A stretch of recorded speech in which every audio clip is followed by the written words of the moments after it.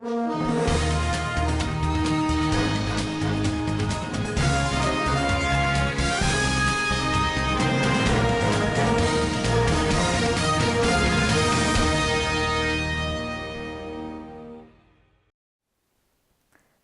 여러분 안녕하십니까?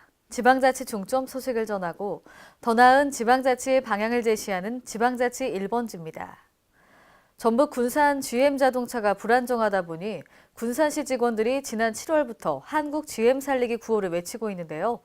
정작 군산시가 운행하는 관용차는 타사 제품이 많다고 합니다. 신다혜 기자입니다. 현재 전북 군산시의 관용 차량 197대 중 GM 차량은 겨우 46대인 반면 기아 자동차 등 타사 차량이 약 80%를 차지하고 있어 GM 살리기 운동은 허구가 아니냐는 지적이 제기됐습니다. 이에 군산시의회 김성곤 의원은 14일 행정사무감사에서 각 기능이 달라 이런 선택을 했겠지만 관용 차량 분포도도 공들이는 만큼 그 결과가 나오지 않고 있다고 질타했습니다. 진유한 시의원도 덧붙였습니다. 이야기 들어보니까 군산 시민의 행사할 때마다 차량 한 대씩 내놓고 어떤 행사할 때마다 홍보물 내놓고 자기네들 너무 고생만 했다는 거예요. 그분들 이야기 들으면 그렇게 쓰겠습니까? 또한 공무원들마저 앞에서는 GM 살리기 운동 구호를 외치고 있으나 뒤에서는 타사 제품을 알선하는 등 시정책과 공무원이 따로 노는 형상을 보이고 있습니다. 군산시나 의회나 항공유수도 한국GM 군산공장 설비에 앞장서고 있는데 군산시청 모 직원이 타이사 제품을 소개한다니 기가 막힌 일입니다. 한 매체에 따르면 군산시 직원들은 지난 7월부터 한국 GM 살리기 구호를 외치면서 타사 차량을 구입한 후 같은 직원에게 알선을 하는 등 한국 GM 군산공장 직원들에게 실망을 안겨줬습니다.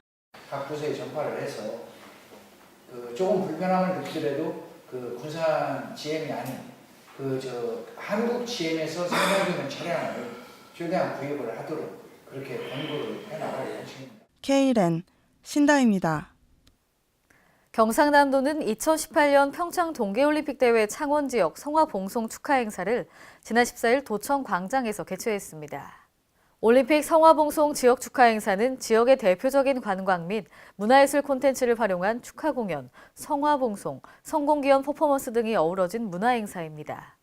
도내에서는 11일 김해를 시작으로 거제, 통영을 거쳐 창원 지역에서는 네 번째로 개최된 것이며 오는 17일 진주를 마지막으로 도내 축하 행사는 마무리되고 전남 광양으로 이어집니다. 광역도 단위로는 유일하게 개최하는 창원 지역 성화봉송 축하 행사는 개막 공연과 성화 도착 행사, 폐막 공연 순으로 진행됐습니다. 충남 인재육성재단은 지난 13일부터 이틀간 국립중앙청소년수련원에서 2017년도 충남 청소년 미래 컨퍼런스를 열었습니다. 청소년들에게 민주적 토론을 통해 소통을 훈련하는 컨퍼런스에는 재능 키움 장학생을 포함해 도내 고등학생 200여 명이 참여했습니다. 이번 컨퍼런스에는 안희정 충남도지사와 함께한 토크 콘서트가 열렸습니다. 청소년이 생각하는 충남의 인재란이라는 주제의 모둠 토론 결과를 토대로 인재 육성을 위한 충남의 역할, 청소년의 역할에 대해 참여 학생들이 뜨거운 토론을 벌였습니다. 화재 등 각종 안전사고 발생은 물론 교통정보, 무단횡단 사고 다발 지역 등 각종 재난안전 관련 소식을 실시간으로 알려주는 경기도의 스마트폰 애플리케이션 안전대동여지도가 지난 14일부터 서비스를 시작했습니다. 경기도에 따르면 안전대동여지도는 사용자의 위치 정보를 기반으로 한 서비스로 사용자가 특정 지역을 지나갈 경우 해당 지역과 관련한 5가지를 안내합니다. 안내사항은 화재와 태풍, 지진, 교통사고 등 각종 자연재난 및 사회재난과 미아 및 치매 노인 발생 등의 정보입니다. 사용자의 주변 반경은 500m, 1km, 2km, 3km로 구분해 설정할 수 있습니다. 특히 이 앱은 전국 최초로 정부의 지진 조기 경보 시스템과 연동돼 신속한 지진 발생 정보를 얻을 수 있습니다. 아시아 국가 간 문화적 연대를 강화하고 창조적 아시아 문화 담론을 형성하기 위해 마련된 2017 아시아 문화 포럼이 지난 14일 개막했습니다.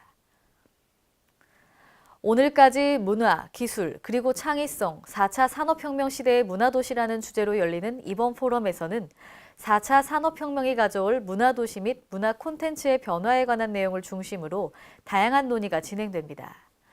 특히 전 세계 학계와 문화예술계 인사가 대거 참여해 문화 트렌드, 콘텐츠 등에 대한 의견을 나눕니다. 한편 지난 14일 국립아시아문화전당에서 열린 개회식에서는 박상화 ACC 미디어아트 작가가 미디어아트 무등 판타지아를, 무용수 박주옥 씨가 영상 퍼포먼스를 선보였습니다. 충북여성재단은 지난 13일 충북 미래여성플라자에서 충북 여성과 함께한 50년, 충북도 여성회관에서 여성발전센터까지란 주제로 심포지엄 및 사진전을 개최했습니다. 재단은 충북여성재단의 전신이자 충북여성의 대표기관인 충북도 여성회관과 여성발전센터의 50년 역사에 관한 연구를 진행했으며 그 성과를 모아 이번 행사를 마련했습니다. 이번 사진전은 1967년 북문로에 최초 여성회관이 설립된 이래 올해까지 50년의 시간을 파노라마 형태로 선보이고 역대 소장, 직원들의 소장품과 기록 등을 전시했습니다.